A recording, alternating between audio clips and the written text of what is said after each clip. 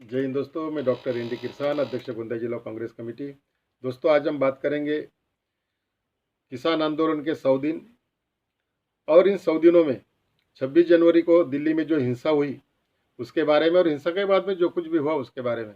दोस्तों, सरकार के साथ किसानों की बातचीत विफल होने के बाद संयुक्त किसान मोर्चा ने तय किया कि वह 26 जनवरी को दिल्ली में ट्रैक्टर परेड करेंगे। पुलिस इससे बौखला गई और उसने सुप्रीम कोर्ट का दरवाजा खटखटाया और मनाही हुकुम मांगा, लेकिन सुप्रीम कोर्ट ने पुलिस प्रशासन को कहा कि पूरे अधिकार पुलिस के पास है। पुलिस चाहे तो मनाही कर सकती है या तो परमिशन भी दे सकती है और लॉ एंड ऑर्डर मेंटेन करने की रिस्पॉन्सिबिलिटी ये पुलिस की है। बाद में पुलिस ने विचार करके इस ट्रैक्टर मार्च को परमिशन दे दी। परमिशन के बाद पुलिस ने कहा कि ये ट्रैक्टर परेड तय रूट से होगी, तो रूट तय किया गया। वो तय रूट से ही ये परेड निकालने के लिए किसान भी मान गए, लेकिन आंदोलन को बदनाम कर उसे खत्म करने की साजिश की गई और सोची समझी साजिश के तहत वहाँ पर हिंसा कराई गई। इसमें भाजपा का करीबी और सन्नी देओल का चुनावी एजेंट दीप सिद्धू का हाथ था। 25 जनवरी की रात को सिंघू बॉर्डर पर जब किसान नेताओं की सभा समाप्त हो गई, उसके बाद सिंघू बॉर्डर पर संयुक्त किसान मोर्चा के मंच पर कब्जा कर लिया गया और देर रात तक दिल्ली पुलिस द्वारा तय रूट का विरोध दीप सिद्धू करते रहे। सभी को मंजूर हो उसी रूट पर चलने का ऐलान उसने किया। दीप सिद्धू के इस हरकत से और बयान से साबित होता है कि पहले ही किसान आंदोलन को डीरेल करने की साजिश रची गई थी। दीप सिद्धू ने रात में 5.5 मिनट का फेसबुक लाइव किया। उसमें वह सिख संगत के फैसले पर चलने की बात करता है। मेजॉरिटी किसान तय रूट से परेड निकालने पर सहमत नहीं होने की भी बात करता है। इसलिए वह कहता है कि 26 जनवरी को सुबह जो तय होगा उसको सभी ने फॉलो करना चाहिए, ऐसा भी वह कहता है। सिद्धू ने सिख संगत के नाम पर किसान संगठन को चुनौती दे दी और तय समय से पहले सुबह ही बैरिकेड्स तोड़कर परेड की अगुवाई शुरू कर दी।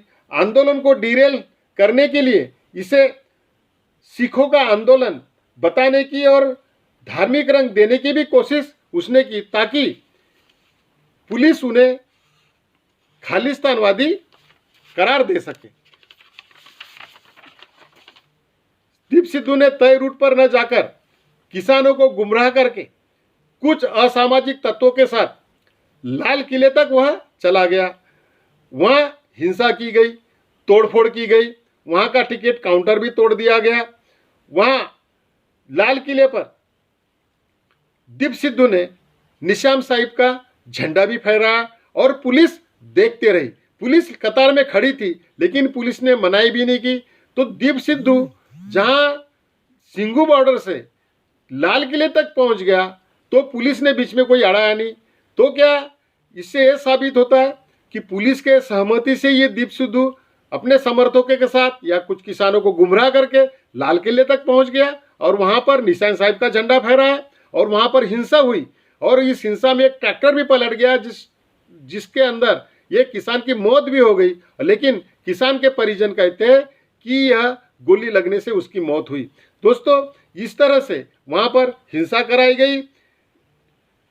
ये सोचने वाली बात है कि दीप सिद्धू वहां तक पहुंचा कैसे और इतने सारे किसान ये लाल किले तक पहुंचे कैसे। पुलिस ने कहीं उनको अड़ाया क्यों नहीं और लाल किले का बंदोबस्त कहां गया था। दोस्तों, ये भी सोचने वाली बात है। उपद्रव का और एक किरदार भी था जिसका नाम था लखा सिद्धाना, जो पहले कबड्डी का खिलाड़ी था, बाद में गैंगस्टर बना, फिर उसने हत्या और हत्या के प्रयास के उसके ऊपर अपराध दर्ज है, वो कई बार जेल भी जा चुका है। तो ये भी वही 25 तारीख को सिंघू बॉर्डर पर मंच के पास में ये भी था और इसने भी वहां पे लोगों को चेताया था कि जो तय रूट से जाना नहीं चाहते वह रिंग रोड से चले और किसान मजदूर संघर्ष समिति को फॉलो करे। इस तरह का ऐलान उसने भी वहां पर किया था। इस घटना के बाद दीप सिद्धू ने एक वीडियो भी जारी किया और इस वीडियो में वो कहता है कि ये घटना की जिम्मेदारी वो खुद लेता है और उसने जो कुछ भी किया वो सही किया, कुछ भी गलत नहीं किया। इस तरह की बयानबाजी वो इस वीडियो में करता है। फिर भी पुलिस उसके ऊपर कोई भी कार्रवाई उस समय करती नहीं और उसको जाने दिया जाता है। किसानों का कहना है कि 26 जनवरी को सरकार के इशारे पर गोदी मीडिया ने हर कृत्य को बड़ा चढ़ाकर बताया ताकि किसानों को देशद्रोही साबित कर सके। किसान संगठनों का कहना है कि यह हिंसा एक साजिश और षड्यंत्र है। किसान को गद्दार कहने वाले खुद गद्दार है। हिंसा में किसानों को मारा गया और किसानों के 500 से भी ज्यादा ट्रैक्टर तोड़े गए। दीप सिद्धू की नजदीकियां भाजपा नेताओं के साथ है। वह सनी देओल का चुनावी एजेंट रहा है। सनी देओल उसका अपना छोटे भाई के समान है कहता है और वह अमित शाह और नरेंद्र मोदी जी के साथ भी तस्वीर में दिखाई देता है। इस हिंसा के लिए 84 किसानों को गिरफ्तार किया गया। राकेश टिकैत के साथ 40 किसान नेताओं के ऊपर एफआईआर दर्ज की गई और उनके खिलाफ देशद्रोह और यूएपीए के तहत धारा के तहत मामले दर्ज किए गए। 20 नेताओं के ऊपर लुकआउट नोटिस भी जारी कर दिया गया। हिंसा निश्चित ही एक दुखद और शर्मनाक घटना है। दिल्ली में जिस तरह हिंसा फैलाई गई लगता है वह सुनियोजित साजिश का एक नतीजा है। दोस्तों पिछले दो महीने से शांतिपूर्ण चलने वाला आंदोलन दिल्ली पहुंचते ही अचानक अनियंत्रित और हिंसक कैसे हो गया? दोस्तों ये सोचने वाली बात है। यह किसके सह पर हुआ ये भी सोचने वाली बात है। तो हम चाहते हैं कि इसकी निष्पक्ष जांच हो और इसमें जो भी निष्पन्न होगा, जो भी इसके लिए जिम्मेदार होगा, उसके ऊपर कड़ी कार्रवाई हो। दोस्तों इस हिंसा के बाद वीएम सिंह जो भारतीय जनता पार्टी के सांसद मनेका गांधी के ममेरे भाई है, उन्होंने अपने आप को इस आंदोलन से अलग कर दिया। उसी तरह भारतीय किसान यूनियन के भानु प्रताप गुट ने भी अपने आप को इस आंदोलन से अलग कर दिया। किसान यूनियन का कहना है कि ये अलग होने से कोई आंदोलन रुकने वाला नहीं है। उन्होंने अपना आंदोलन जारी रखा है। राकेश टिकैत ने गाजीपुर बॉर्डर पर अपना आंदोलन जारी रखा और वहां पर वो कुछ किसानों के साथ वहां पर डटे रहे। हिंसा के बाद में काफी किसान अपने गांव चले गए थे। कुछ उसी ट्रैक्टर परेड के लिए गांव से आए थे, वो भी वापस हो गए। कुछ आंदोलन में पहले से भी थे, वो भी गांव वापस हो गए।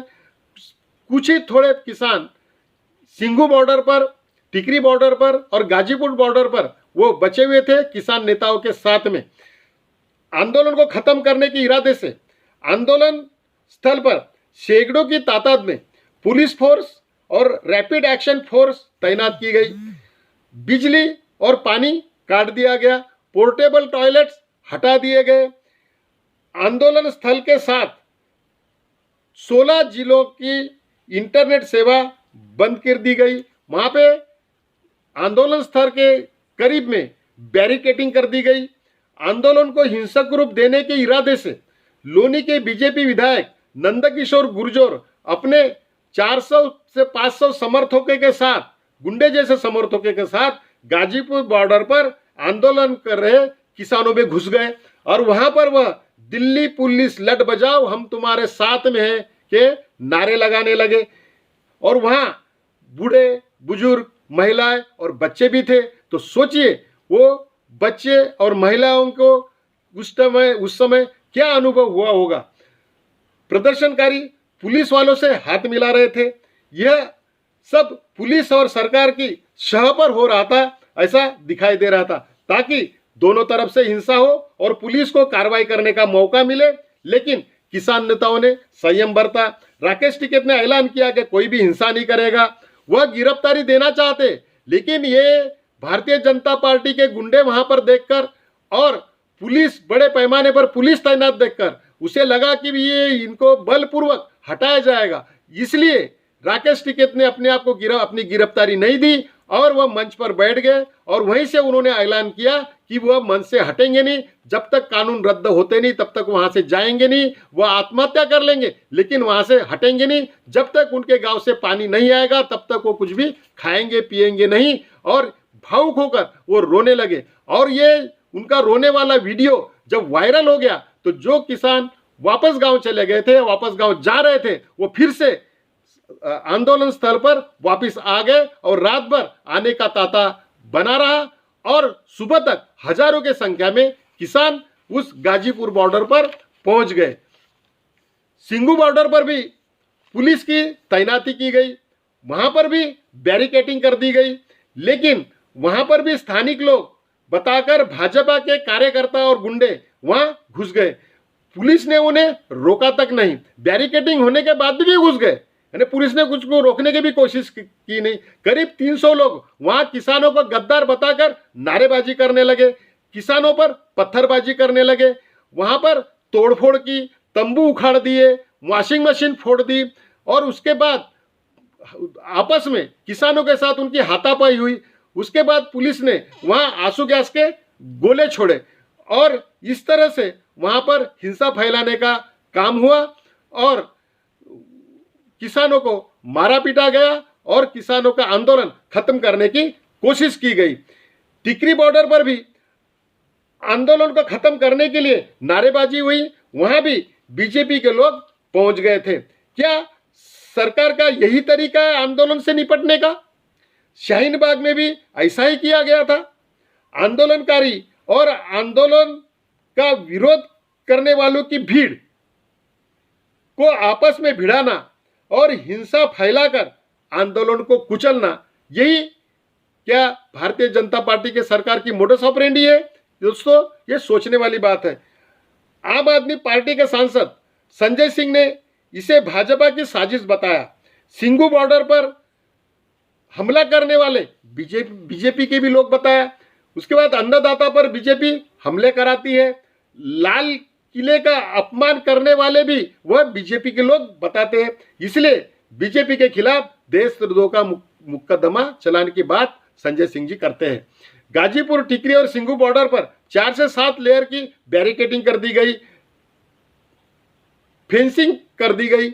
उसके बाद में रोड पर किले ठोक दी गई और रोड खोदकर दीवारें खड़ी कर दी गई और सड़क पर बड़ी बड़ी किले ठोक दी गई।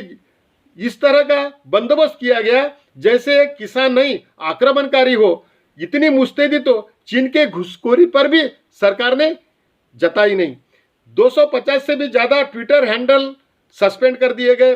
किसान संगठन के और रिपोर्टिंग कर रहे कारवा मैगजीन के भी ट्विटर हैंडल सस्पेंड कर दिए गए। सिंगू बॉर्डर पर रिपोर्टिंग करने गए युवा पत्रकार मनदीप पुनिया को भी गिरफ्तार कर लिया गया। किसान आंदोलन को देश के खिलाफ होने का दिखावा किया गया। गोदी मीडिया और सरकार ने आंदोलन को बदनाम करने की और उसे देशद्रोही साबित करने की काफी कोशिश की। इसकी परवाह किए बिना किसान फिर एक बार आंदोलन स्तर पर जुटने लगे और पक्के इरादे से वहां पर डटे रहे। गोदी मीडिया ने जो रिपोर्टिंग की, भड़काने वाली रिपोर्टिंग की, उसके ऊपर सुप्रीम कोर्ट ने टीवी पर भड़काने वाले कार्यक्रमों पर रोक लगाने के लिए सरकार को कड़ी फटकार लगाई। इंटरनेट सेवा बंद करने पर भी सवाल उठाए और सुप्रीम कोर्ट ने कानून व्यवस्था पर भी सवाल उठाए, क्योंकि गोदी मीडिया नफरत फैलाने का एक भी मौका नहीं छोड़ती। किसानों ने हरियाणा, पंजाब, उत्तर प्रदेश, राजस्थान में आए दिन महापंचायतें लगाकर भारतीय जनता पार्टी का प्रखर विरोध दर्शाया है और तीनों काले कानून रद्द किए बगैर नहीं मानने की बात की है। लोनी के भाजपा विधायक नंदकिशोर गुर्जर को गाजीपुर बॉर्डर पर राकेश टिकैत को धमकी देना भारी महंगा पड़ गया। गुर्जर समाज ने महापंचायत में निर्णय लेकर उसे गांव में प्रवेश बंदी कर दी। 18 फरवरी को रेल रोको आंदोलन 12 से 4 बजे तक किया गया। आंदोलन में यात्रियों को मिठाई खिलाई गई, उन्हें फूलों की माला पहनाई गई और शांतिपूर्ण ढंग से यह आंदोलन संपन्न हुआ। पंजाब में तिरंगा यात्रा निकाल रहे भाजपाई और किसान आंदोलन समर्थकों में झड़प हुई। इसके बाद तिरंगा यात्रा रद्द कर दी गई। बिहार में महागठबंधन के लोगों ने मानव श्रृंखला बनाकर तीनों कृषि कानूनों का विरोध दर्शाया। संयुक्त किसान मोर्चा ने आंदोलन को 100 दिन पूरे होने पर 6 मार्च को रास्ता रोको आंदोलन किया, जो शांतिपूर्ण ढंग से संपन्न हुआ। किसान नेताओं ने भाजपा को समर्थन नहीं करने की बात की। सरकार पर दबाव बनाने के लिए और सरकार को मनाने के लिए संयुक्त किसान मोर्चा ने निर्णय लिया कि हो रहे 5 राज्यों के चुनाव में बीजेपी को वोट नहीं देने की अपील वो लोगों से करेंगे। लेकिन मुझे ऐसा लगता नहीं कि यह अहंकार में डूबी सरकार किसानों के आगे झुक जाएगी। अभी तो किसानों का आंदोलन 100 दिन पूरे कर गया है और अभी भी चल रहा है, तो देखें आगे क्या होता है। धन्यवाद।